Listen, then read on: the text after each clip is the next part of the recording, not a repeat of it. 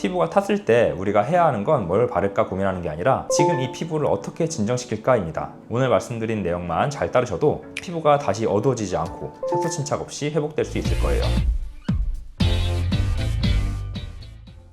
안녕하세요. 스킨비책 소윤성 원장입니다. 요즘 같은 날씨에 조금만 외출했는데도 피부가 따갑고 붉어지고 화장도 안 먹고 어디 만지면 톡톡 건드리는 것만으로도 아프다? 그건 그냥 햇빛 좀 받은 거가 아니라 피부가 화상을 입은 겁니다. 오늘은 피부가 탔을 때 가장 먼저 해야 할 일, 그리고 절대 먼저 하면 안 되는 일에 대해 과학적 근거에 기반해서 설명드릴게요.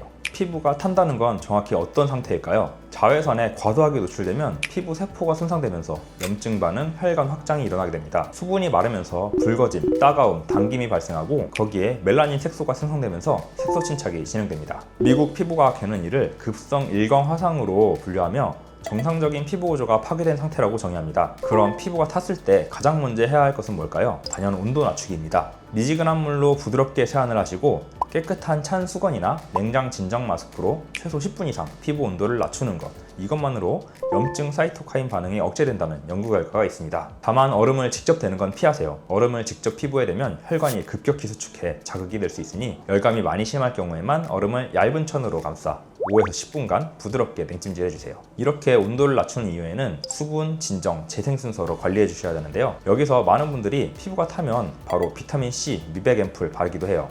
절대 아닙니다. 손상된 피부에 고농도 비타민C나 레티놀 같은 미백 성분을 바르게 되면 오히려 안 좋은 자극이 더해져서 염증을 유발할 수 있고 염증 후 색소 침착도 나타날 가능성이 있으니 피하셔야 합니다. 대신 이렇게 하세요. 첫 번째로 저자극 수분을 공급해주는 것입니다. 히알루론산, 판테놀, 세라마이드 중심 보습제 등 한 가지 제품으로만 얇게 발라주세요. 두 번째 스텝 진정입니다. 병풀, 감초, 알란토인, 마데카소사이드 등 무향, 무알콜 진정 앰플이나 시트 마스크를 이용해주세요. 세 번째는 재생 유도인데요. 가벼운 일광 화상의 경우 3에서 5일이 지나 피부가 진정되면 EGF, PDRN, 엑소중 성분으로 피부 회복을 촉진시키는 겁니다. 해당 성분이 포함된 저자극 앰플을 사용하거나 더 확실하게는 병원에서 진정 효과가 있는 스킨 부스터 시술을 받아보시는 걸 추천드려요. 피부가 탔을 때 절대 하면 안 되는 것도 있는데요. 이것까지 반드시 아셔야 됩니다.